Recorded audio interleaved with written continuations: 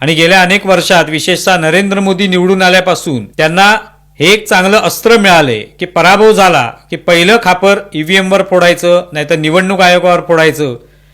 आणि सगळ्याच क्षेत्रामध्ये केवळ निवडणूक आयोगच नव्हे, प्रत्येक जी व्यवस्था आहे, मग न्यायालय असेल, पोलीस व्यवस्था असेल, लष्कर असेल, या सगळ्यांवर खापर फोडत राहायचं, सगळ्यांबद्दल लोकांच्या मनात एक अविश्वास निर्माण करायचा.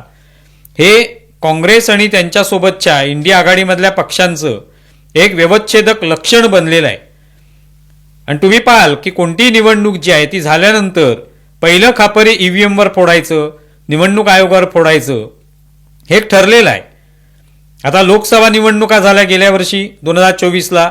त्यावेळेला ज्या पद्धतीने भारतीय जनता पार्टीला 400 जागा मिळतील अशी अपेक्षा होती किंवा अशा पद्धतीचा दावा केला जात होता, प्रत्यक्षामध्ये त्यांची संख्या 240वर घसरली. काँग्रेसला 99 जागा मिळाल्या आणि आपल्याला एक चांगलं यश मिळालं, हा एक कुठेतरी विश्वास त्यांच्यामध्ये दिसत होता.